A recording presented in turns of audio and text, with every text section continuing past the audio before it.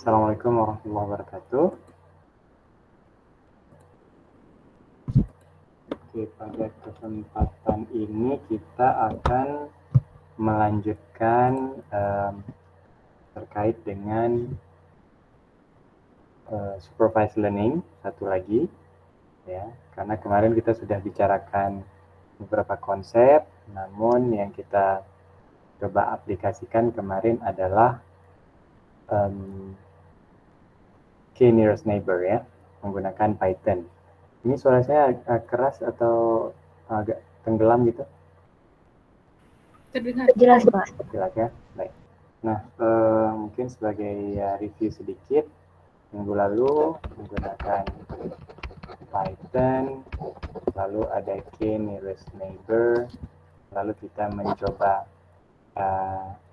several and neighbors, ya kan? Dari yang simple, satu neighbor, 3, dan seterusnya. Dan kita melihat beberapa kecenderungan ketika neighbors itu ditambah, maka akan terjadi perubahan akurasi. Namun demikian tidak menjanjikan ataupun tidak menjamin semakin banyak neighbors maka akurasi semakin tinggi, ya, tidak menjamin seperti itu. Namun kemarin kita sampai kepada n sama dengan berapa? 6 kalau tidak salah, maka akurasinya lebih bagus daripada n lebih kecil dari 6 ataupun lebih besar dari 6, ya. Nah, hari ini ada satu lagi yang paling sederhana ataupun yang salah satu supervised learning yang sederhana, namun harus teman-teman pahami, yaitu linear regression, ya. Apa sudah mempelajari ini di perkuliahan yang lain, di probabilistik dan seterusnya? Ada regresi linear? Yurika, Zarifah, Ade, Zaid, Pernah dengar? pernah dengar? Iya, kayaknya pernah belajar. Di mana? Arif mungkin? Probabilitas kalau nggak salah kayaknya, Pak. Sudah dijelaskan secara detail atau bagaimana? Kemarin sama Bu Dewi kayak dikasih data kayak gitu, terus cuma coba di Excel gitu, Pak. Oke, baik. Kita coba reinforcement sedikit, ya. Nah, alhamdulillah mendengar regressionnya di perkuliahan, ya, bukan di tempat yang lain, ya. Jadi Ade sampaikan pernah dengar, berarti di perkuliahan, ya. Jangan sampai pernah dengar di lagi ngopi, ya, itu beda, ya. Jadi saya agak ragu. Oke. Baik, kalau begitu kita masuk ke regression.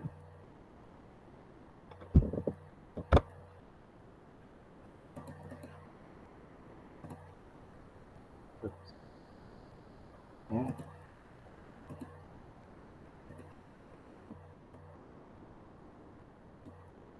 Oke. Sebenarnya ketika kita berbicara tentang linear regresi, itu sudah kita juga pelajari di kalkulus 1, khususnya yang semester ini ambil, ya? Bukan, atau yang mana, ya? Yang Rahman Rajabna itu angkatan Bapak, ya? Oke. Berarti yang tadi kelas, ya, yang sedang mengambil kalkulus 1. Nah, sebenarnya beberapa konsep daripada linear regresi ataupun regresi linear sudah teman-teman pelajari di sana, yaitu kalau sering kita mengatakan Y sama dengan MX plus B. Ini persamaan apa? Hafid. Persamaan apa nih, Hafid Habibi? hilang tiba-tiba ya. Hafid menghilang. Ada. Persamaan apa ini, Hafid?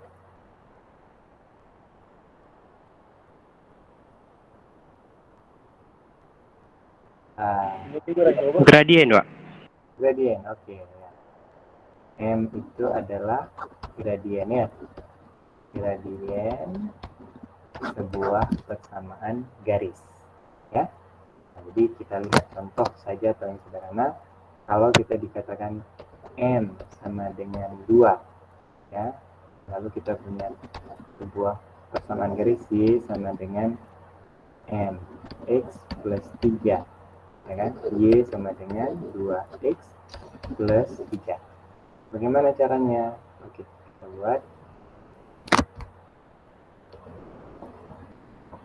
buat satu persatu. Misalnya X sama dengan 0, Y-nya berapa?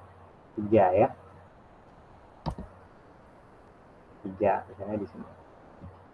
X sama dengan 1, Y-nya berapa?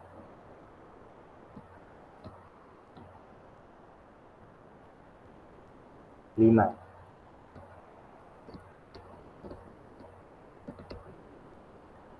X sama dengan 2, berapa Y-nya? 7, Pak. Yuk, terus 7. Nah, dengan kata lain, ketika kita gambar terus, maka akan dapat persamaan garis seperti ini. Ya, persamaan. Ini linear ya. Sorry, ini juga ya. Intinya ini garis lurus ya. Terus seperti itu. Nah, ini adalah persamaan garis. Y sama dengan MX plus D adalah sebuah persamaan garis. Nah, apa maksud dari linear regresi ini? Oke, sama lagi.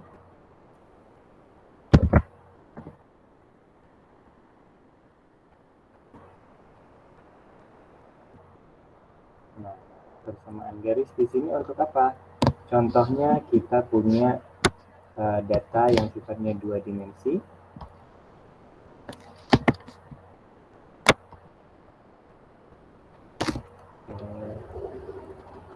Ya.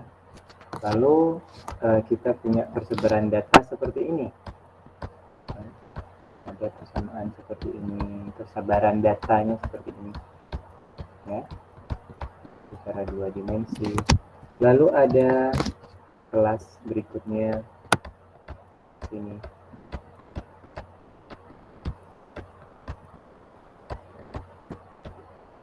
Gambarannya seperti ini.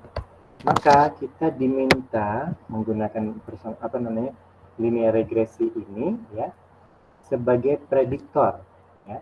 Jadi persamaan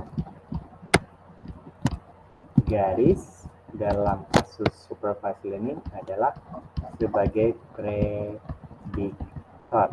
Oke, sebagai prediktor. Nah, kira-kira kalau saya mau tarik garis lurus ya, yang mampu melakukan pemilahan ataupun klasifikasi secara secara sangat akurat. Kira-kira persamaan garisnya seperti ini kah? Seperti ini kah? Seperti ini kah? Seperti apa? Aisyah. Horizontal. Horizontal, oke. Nah, horizontal seperti ini. Nah, inilah yang kita harapkan kita cari ketika melakukan menggunakan linear regresi linear. Kita ingin mencari sebuah persamaan garis yang bisa memisahkan antara persebaran data yang ada. Ya, as predictor. Oke. Itu physical meaning-nya dulu. Saya nggak baca, aduh apa ini maksudnya, ada rumus Y sama dengan W0 tambah W1X tambah W1 sama dengan D. Aduh apa ini ya? Ya. Ini penting di dalam kita mempelajari algoritma, namanya mathematical equation. Ya. Nah, jadi tidak ada algoritma ataupun algoritma machine learning yang tidak ada kaitannya dengan matematik. Ya, penting, tapi saya mau teman-teman dibawa lebih ke arah physical meaning dulu, tetapi nanti kita masuk ke yang sifatnya lebih spesifik seperti ini. Ya, saya rasa cukup jelas. Oke, berikutnya kita masuk contoh. Nah, jadi ketika kita membaca paper juga seperti itu, ya. Saya lebih menggunakan terkadang gentle introduction, ya kan, ataupun terkadang kita menggunakan newbie introduction, ya kan. Lalu cari contoh yang paling mudah untuk kita memahami apa yang ingin kita pahami, ya. Jadi cari contoh yang paling mudah.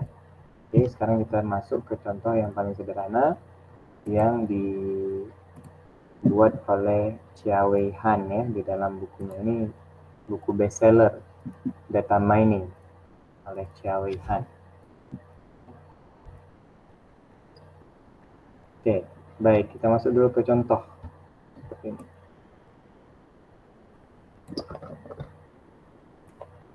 Kalau ada pertanyaan, mohon langsung raise hand, ya. Oke, sekarang kita lihat seperti ini. Kita punya datanya dua dimensi, ya, dua dimensi. Satu fitur, ya, yaitu years experience, ya, pengalaman kerjanya berapa tahun. Dan yang kedua fiturnya adalah salary. Ya, kalau kita secara umum kita mengatakan perbandingannya akan berbanding lurus, ya, ataupun sama trennya. Semakin banyak pengalaman kerja, maka semakin tinggi gaji, ya. Tidak pernah ada orang yang pengalamannya semakin banyak gajinya semakin menurun. Nah, itu nggak ada. Kalau ada, tolong jangan melamar pekerjaan di perusahaan tersebut. Oke. Baik. Caranya seperti apa? Yang pertama kita punya data. Ini datanya di X dan ini Y. Lalu kita plotkan ke dalam format Cartesian, ya. Misalnya di sini contoh adalah years experience-nya adalah 3, kan? X-nya 3. Sorry, ini bukan X-nya 3, ya. 1, sorry. Ini X-nya 1, maka gajinya adalah 20. Oke. Ini untuk yang pertama. Lalu yang gajinya 36, berarti mungkin kisaran yang ini, ya, 36. Sorry, yang 30. Ini adalah untuk yang pengalaman kerjanya 3 tahun, maka gajinya 30.000 US dollar. Ada juga data yang pengalaman 3 tahun, 36.000 US dollar. Ya.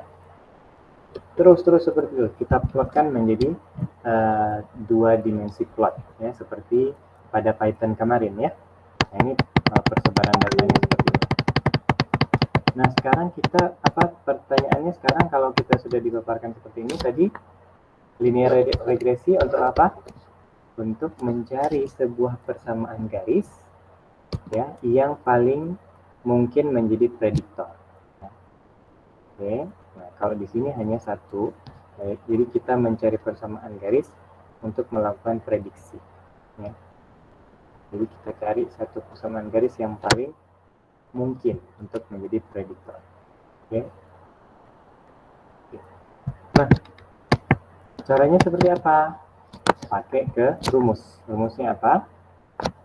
Masuk kepada rumusnya. Yang pertama, kita cari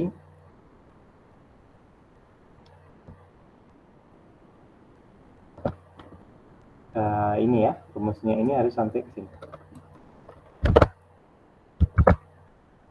kita harus cari persamaan garis Y W0 plus 1X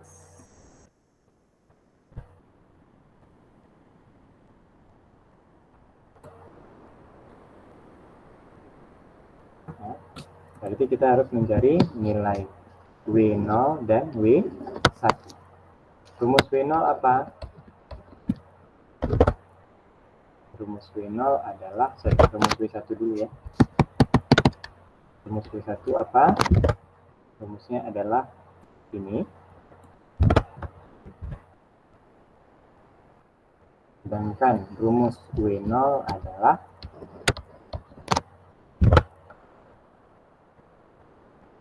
ini, ya.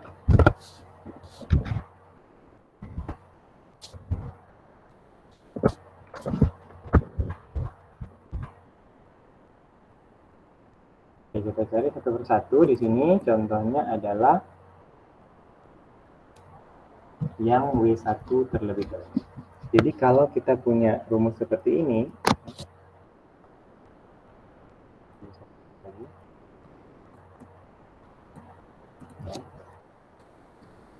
kalau ada simbol seperti ini, berarti apa? Ada yang tahu? Rata-rata, Pak. Oke, rata-rata. Berarti kita cari dulu rata-ratanya ya. Rata-rata daripada X berapa?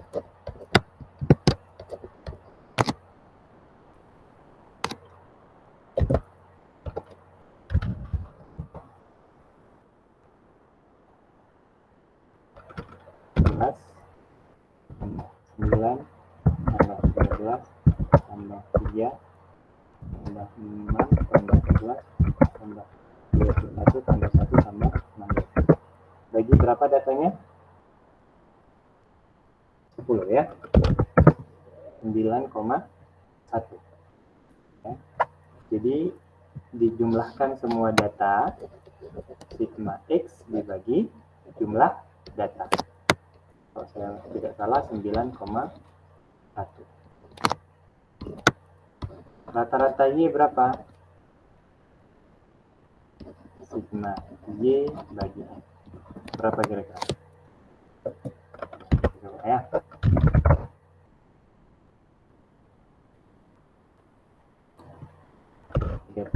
Tambah 57 tambah 64 tambah 72 tambah 36 tambah 43 tambah 29 tambah 90 tambah 20 tambah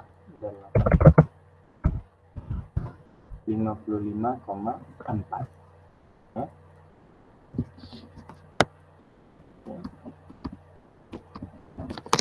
Nah, nantinya kita akan melihat prosesnya seperti ini.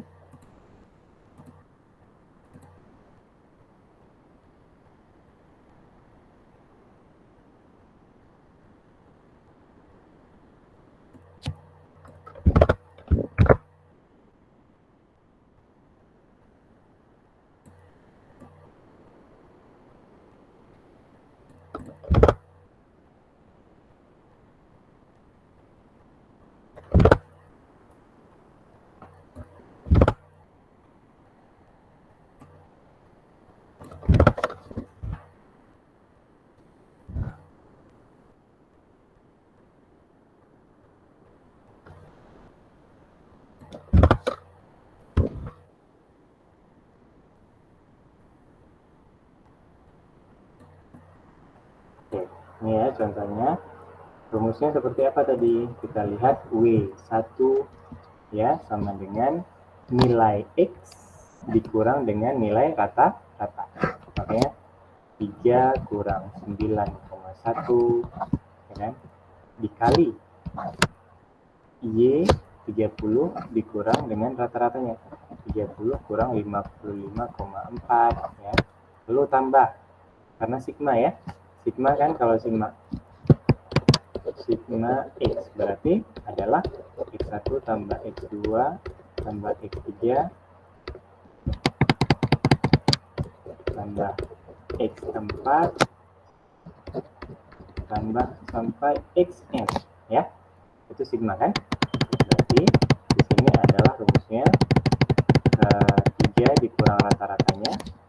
dikali 30 dikurang rata-ratanya tambah 8 dikurang rata-ratanya dikali dengan 57 di sini dikurang 55,4 terus sampai selesai hingga 16 dan 83. Nah, dibagi dengan apa? Dibagi dengan lagi-lagi X-nya dikurang rata-ratanya tetapi dikuadratkan. Oke ya. Dan hasilnya W1 sama dengan 3,5. Nah, W0-nya seperti apa tadi rumusnya? Lihat.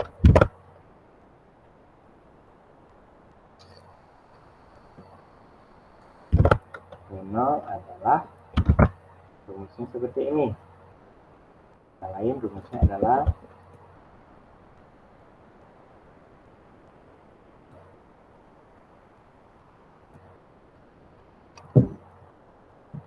berapa nih berarti W0-nya? W0 sama dengan berapa?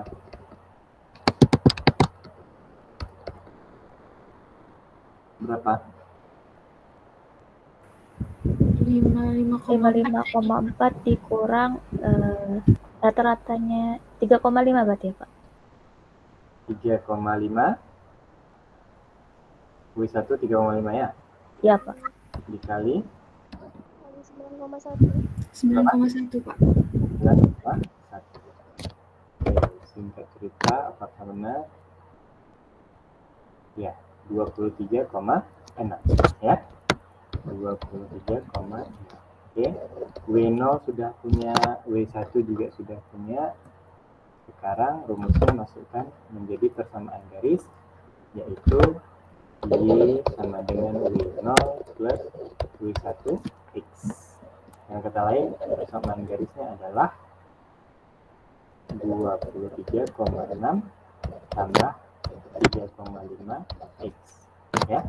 Atau kalau kita buat kebalikannya, MX plus B, yaitu Y sama dengan 3,5 X tambah 23,6. Inilah prediktor kita. Ya, prediktor kita ini dari data yang sudah diberikan. Maksudnya apa? Ya, kalau kita punya data lagi, kita bisa melakukan proses prediksi. Contoh, kalau saya memberikan gajinya itu adalah misalnya lama kerjanya X sama dengan years of experience sama dengan 10. Y-nya berapa? Y-nya berapa? Hafiz? Berarti sekitar 58,6, Pak. Oke, 3,5 kali 10 tambah 23,6. Berarti 23,6 tambah 35, Pak. Jadi berapa? 58,6, Pak. 58,6. Kita lihat sekarang.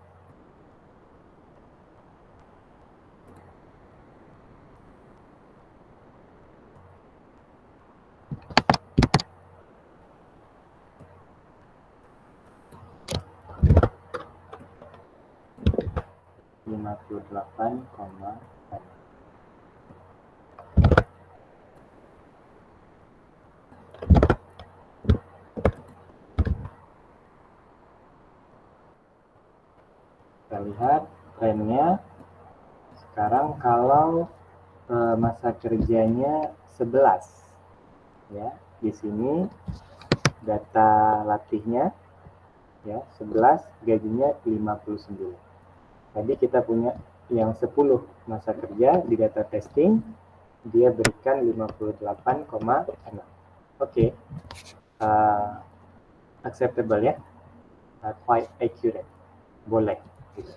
Ya, dengan kata lain, di data testing tadi masa kerja 10 tahun kisarannya ada pada posisi seperti ini. Ya. Nah, inilah posisinya. Nah, dengan kalau kita tarik garis dari persamaan ini, maka teman-teman bisa lihat nanti garis tersebut berada pada antara persebaran data dua dimensi tadi. Dengan kata lain, persamaan garisnya seperti ini. Ya. Oke, sekarang coba kita masukkan X-nya sama dengan 14. Berapa? Coba dihitung. Akmal Yafi. Berapa Y-nya? Y sama dengan berapa? Berarti 3,5 kali 14 tambah 23,6. Berapa tuh? Sebentar, Pak.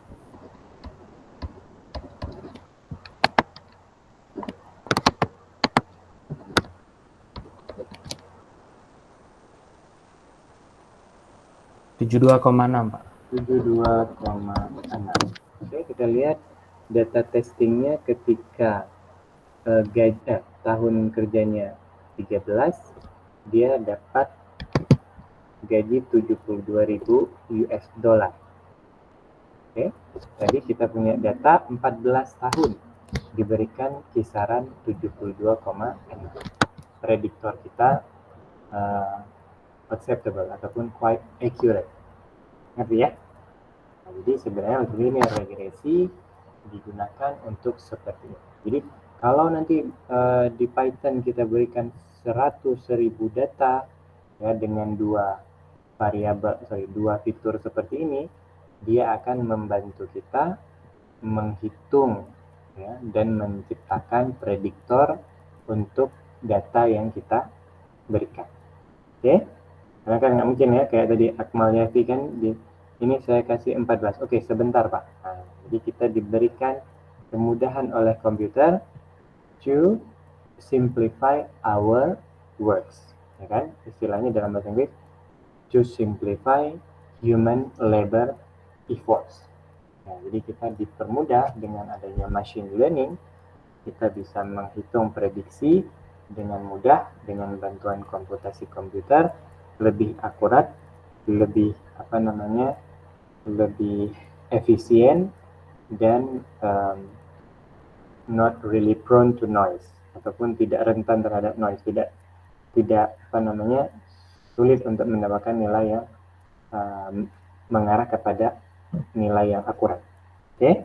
Berarti kalau manusia tentu kalau ada salah akurasi ya, human error biasanya udah salah hitung misalnya, udah 90 ya, prediktornya tidak berjalan ya. Tapi dengan komputer kita diberikan kemudahan. Kira-kira siapa yang bisa menggunakan prediktor ini? Siapa yang memerlukan prediktor seperti ini? Kira-kira ada? Atau jangan nggak ada yang perlu? Oke, coba dipikirkan. Kira-kira dengan adanya prediktor machine learning sederhana seperti ini, siapa yang merasa terbantu? Ada? Semua Pak, bisa kayak prediksi cuaca. Jadi kayak kita tahu cuaca. Prediksi cuaca. Oke, baik. Oke, di sisi ini, di data yang ini diberikan lama pekerjaan dengan jumlah salary. Kira-kira di bagian, kalau di kantor itu di bagian mana yang merasa manfaat? Bagian yang memberi gaji ya gitu. Oke. Itu namanya HRD, Human Resource Development, ataupun kalau dalam bahasa startup orang people ya. Orang people ini orang-orang yang mengatur people yang ada di kantor. Jadi kalau misalnya itu misalnya saya di startup ya, misalnya Mbak Devi yang nelpon saya, jadi saya sudah mulai was-was karena dia orang people, mungkin gaji saya naik gitu kan gitu. Tapi kalau orang bukan people yang telepon, nggak usah terlalu was-was. Tapi kalau orang people yang telepon, bisa jadi mungkin gajinya naik nih ya. Nah, jadi kalau saya yang nelpon, hati-hati gitu ya, itu tugas gitu kan, beda ya. Nah, jadi kalau orang people nelpon, mungkin ada penyesuaian gaji. Mas, ini pengalaman kerjanya sudah semakin bagus, prestasi setiap tahun ini, kami memberikan apresiasi naik gaji 100%. Alhamdulillah, potong kambing, misalnya kan gitu ya. Jadi contohnya seperti itu. Jadi mereka mendapatkan manfaat. Contoh misalnya juga, misalnya orang engineer misalnya ya, engineer minta ke manajemen, saya perlu satu orang senior programmer. Ya. Oke, ditanya sama HRD, berapa tahun year experience yang dibutuhkan? 15 tahun dan bisa pemrograman Python. Langsung dia bisa melakukan prediksi kan? Oh, misalnya ada nih senior programmer yang udah di kantor, gajinya pengalaman kerjanya 17 tahun, kan? Dia sekarang mau hire tambahan yang 15 tahun. Oke, dicek aja nih, kan kalau manualnya, oke, yang 17 tahun itu gajinya berapa? Oke, 30 juta. Berarti yang 15 tahun, oke, kita kasih buka negonya 28 juta. Tapi kalau kantornya besar, ya kan, tentu proses prediktor itu dibutuhkan ya untuk memprediksi base salary yang mau di-offer kepada pekerja baru misalnya. Ataupun misalnya mau melakukan upgrading terhadap gaji pegawai yang lama dan seterusnya. Nanti ya. Nah, ini penting. Makanya kalau di dunia industri kalau kita naik gaji, selalu orang people-nya mengatakan tolong jangan bilang ke yang lain. Kira-kira kenapa? Belum pernah bekerja ya? Karena khawatirnya terjadi kecemburuan, ya kan? Wah, saya kan pengalaman saya 13 tahun, dia 12 tahun kok selisih gajinya cuma sekian, nah gitu. Nah, jadi harus hati-hati. Kalau salary tolong konfidensial ya. UD kerjanya di mana ya kan? Gaji lo berapa gitu kan? Jangan bilang-bilang. Nah, jadi kalau sudah kecemburuan terjadi, kita nggak tahu tiba-tiba dia sudah mulai resign ya kan? Padahal dia penting di perusahaan tersebut, dia sudah mulai nggak nyaman, itu ada. Makanya tolong bantu people untuk menjaga human resource di kantor dengan menjaga confidentiality daripada gaji kita. Nah itu ya, ada beberapa hal ya, nanti kalau udah di dunia industri tolong dipelajari juga ya, etika berprofesi dan seterusnya, communication ya, dan seterusnya. Oke, maaf sedikit melebar, tetapi supaya teman-teman juga siap ya di dunia industri ya. Nah, itu adalah ilustrasi linear regresi. Dan ada juga non-linear regresi. Nah, jadi jangan mengatakan semua adalah regresinya linear, tetapi sebenarnya ada juga non-linear regresi. Non-linear regresi berarti dia bukan dalam persamaan garis. Ya. Kalau linear kan seperti ini, seperti ini, seperti ini, seperti ini. Nah, tetapi kalau non-linear bisa jadi dia sebuah fungsi yang bisa membentuk fungsi non-linear ya. Bisa seperti ini, bisa seperti ini, dan seterusnya. Ya, oke. Di sisa waktu sebentar lagi, silakan buka Google Colab-nya. Kita coba tes menggunakan linear regresi yang ada pada Python. Oke.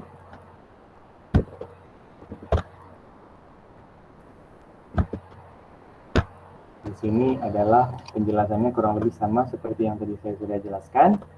Teman-teman jalankan halaman 45,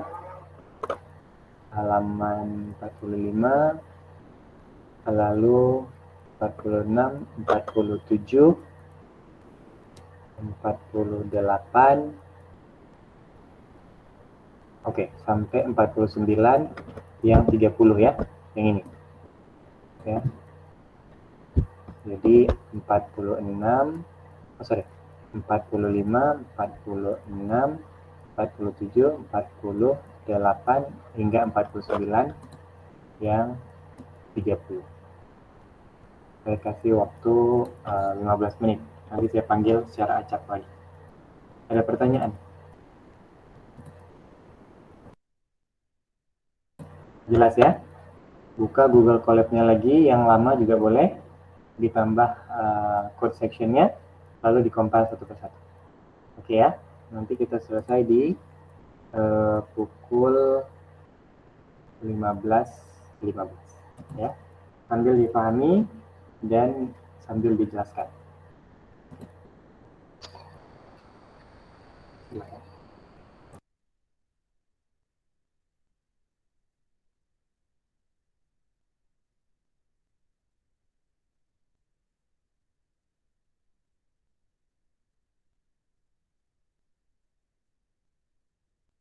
Jadi yang ambil kalkulus 1 itu angkatan berapa ya? 21, Pak. 2021 ya? Iya, Pak. Oh, berarti ada beberapa yang mengambil ulang ya kemarin ya? Oke, oke, baik. Yang tertawa nggak apa-apa, saya nggak sebut nama ya. Yang penting lulus insya Allah. Oke, lanjut.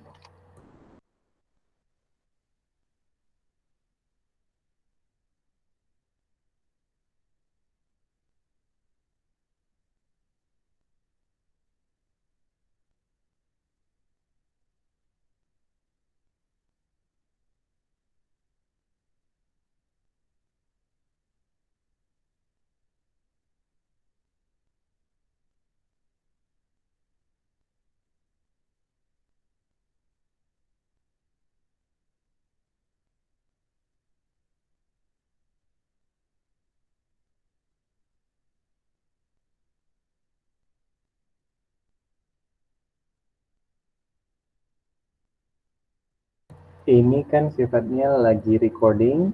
Ada satu yang mau volunteer sambil share screen, sehingga nanti tidak idle gitu. Ada?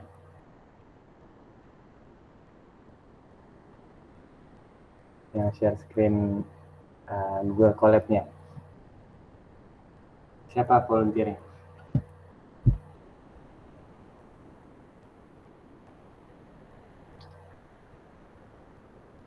Tidak ada?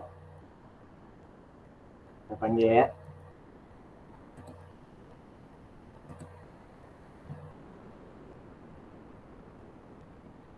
Yudi ya.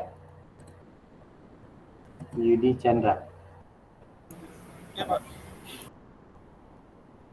Di share window-nya aja, yang lain nggak usah. Jangan share all screen.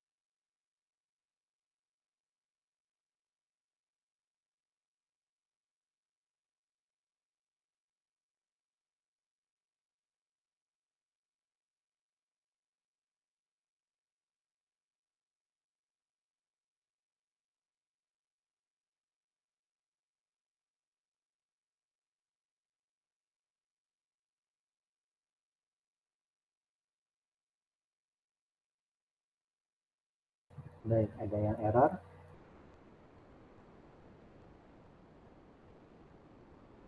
Jadi sudah ya? Ya Pak, Sudah ya? sudah Pak. Oke, di stop screen-nya. Yang lain ada yang error? Belum saya coba random check. Oke, kalau tidak ada, coba saya jelaskan sedikit dulu.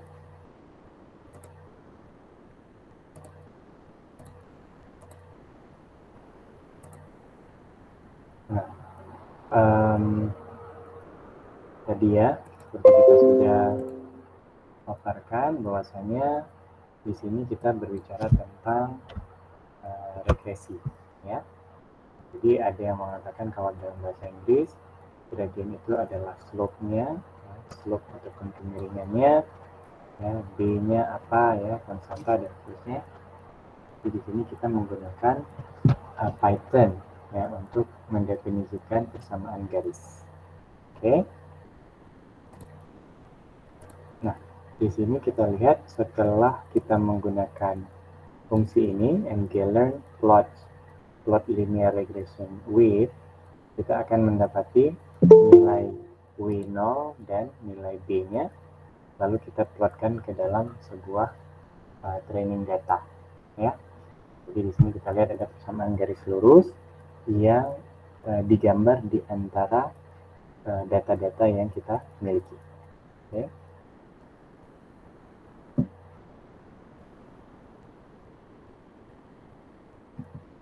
Nah, lalu tadi kita menggunakan dataset sampel ya, yang sederhana. Di sini number of sampelnya ada 60. Lalu kita lakukan proses train, test, split. Ya, kita bagi dari 60 data tersebut menjadi data testing dan data training.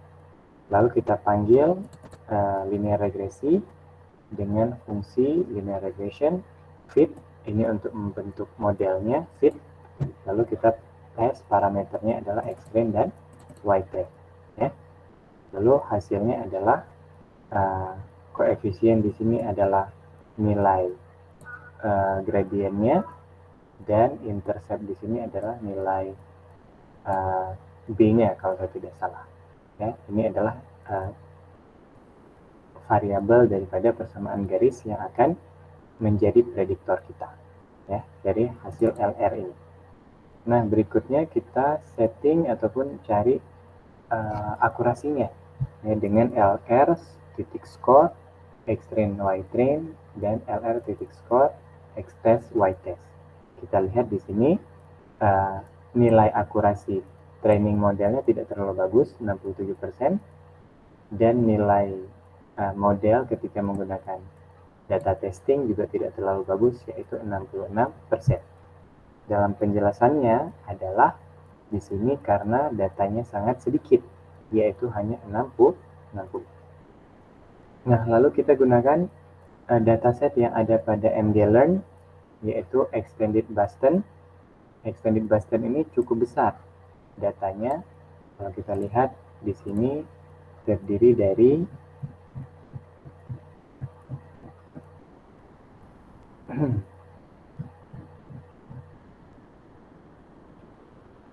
terdiri dari 506 sampel, ya, dan ada 105 fitur. Cukup banyak, ya, cukup kompleks, ya, cukup kompleks. Dan hasilnya adalah ketika kita menggunakan ini, lalu kita train, test, split, ya, lalu kita bangun modelnya menggunakan linear regresi, maka tingkat akurasi training modelnya sampai 95%, tetapi ketika kita lakukan proses pengujian dengan data uji, akurasinya 61%, ya. Tidak terlalu bagus, tetapi ini adalah salah satu contoh bagaimana linear regresi digunakan menggunakan Python, ya, khususnya mglearn di sini. Nah, jadi teman-teman juga bisa nanti coba menggunakan dataset yang lain, misalnya benign dan malignant, ya. Jadi tugas minggu depan adalah load dataset cancer, breast cancer, ya, dan coba lihat tingkat training akurasi dan tes akurasi. Paham ya? Ada pertanyaan sebelum saya minta share? Oke, kita share screen satu orang. Alyafi, silakan.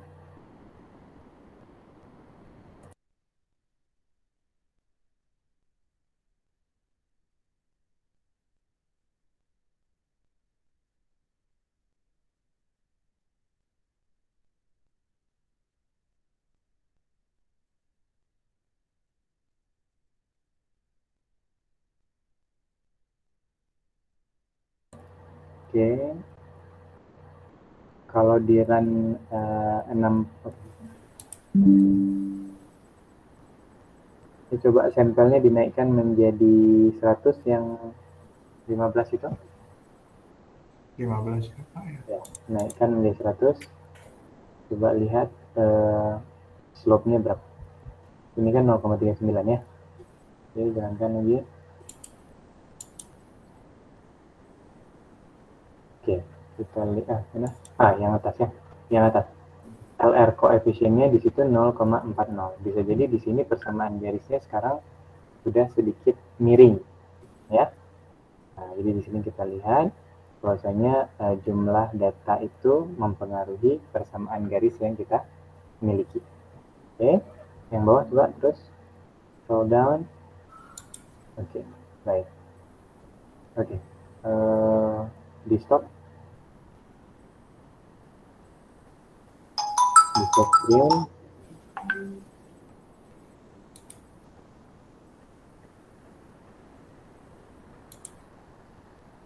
Yang mana Pak? Stop share. Di stop Stop share. sharing. Ya, stop sharing. Ada lagi ya. Nurido Rizky. Iya Pak. Ya.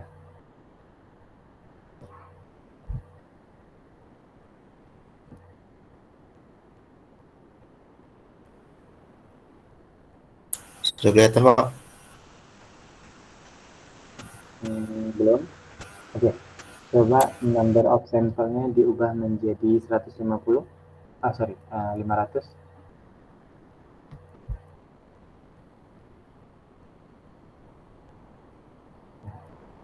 Oke.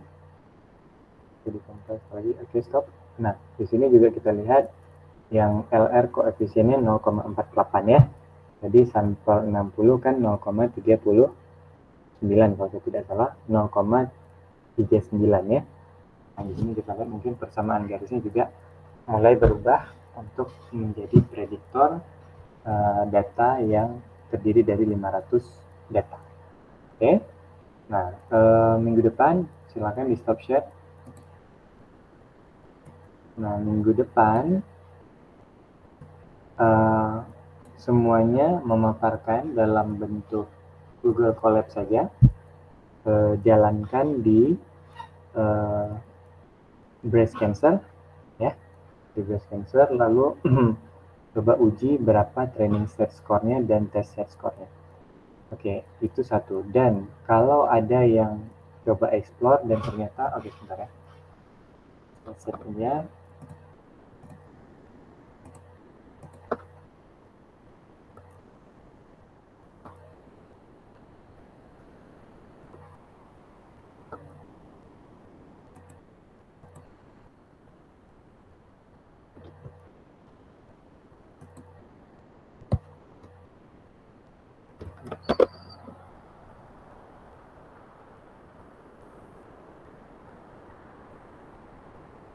Nah, kita lihat di sini ada juga dataset yang lain, yaitu City Bike. Lalu ada enggak ya?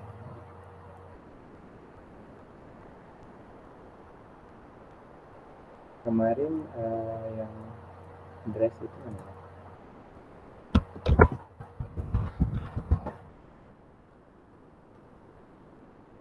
Kemarin kan datasetnya ada di Escalon ya. Nah, ini load breast cancer. Tapi sekarang kita gunakan yang ada pada MDlearn. Terserah mau yang MDlearn atau yang mana, tapi kita load dataset Kalau tidak yang city bike, yang breast cancer. Silakan dipilih. Jadi jangan sampai semua breast cancer tetapi tidak ada yang city bike. Ya, atau ini aja kesepakatannya kalau NIP-nya digit terakhirnya ganjil maka city bike, dan kalau genap load datasetnya adalah load breast cancer. Paham ya? Ganjil city bike, genap breast cancer. Kalau kita lihat di sini city bike ini apa saya nggak tahu datanya, tapi nanti teman-teman bisa cek.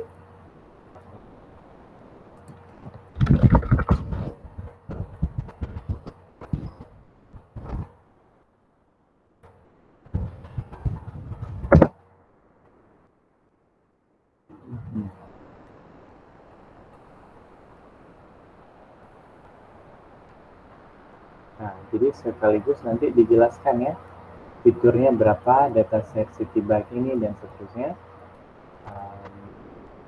dipaparkan. Karena kan tentu ada beberapa yang tidak tahu dan saya juga belum explore ya city bike ini tentang apa. Ya, oke, ada pertanyaan sampai sini? Pak, izin bertanya Pak. Ya. Tadi kan kalau misalkan jumlah sampelnya ditambah 100, training score-nya berkurang Pak. Itu gimana Pak? Training score-nya berapa? Oke.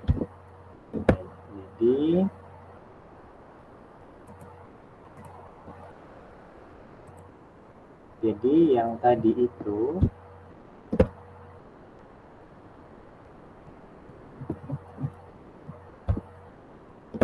yang tadi dijalankan ini adalah menggunakan satu dimensi ya. Jadi yang dijalankan ini adalah ketika dimensinya itu adalah 1D picture, dan ternyata ketika kita hanya menggunakan satu fitur data one dimension, memang linear regression istilahnya not that accurate, tidak terlalu akurat.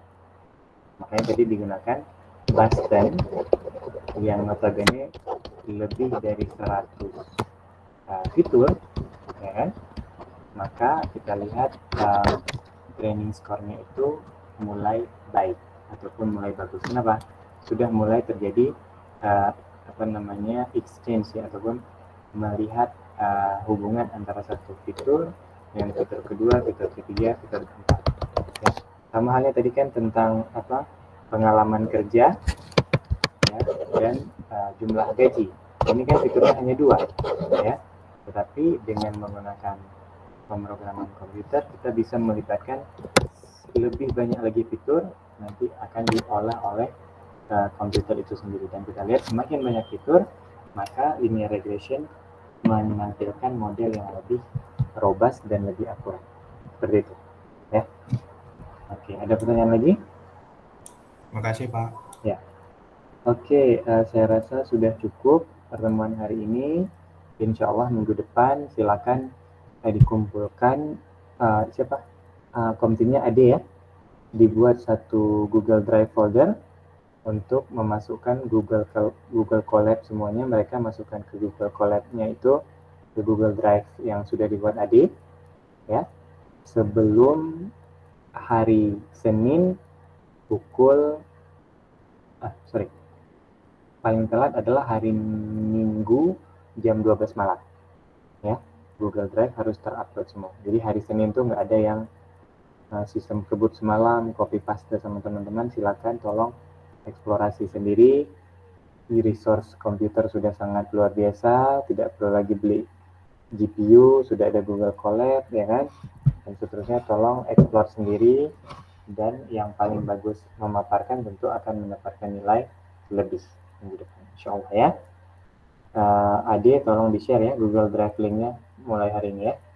Mungkin ada yang langsung mau buat ya kan, ada yang mau langsung buat ya, silakan kita akomodir sebagai perangkat kelas ini ya, sebagai komting ya, dan sebagai pengajar.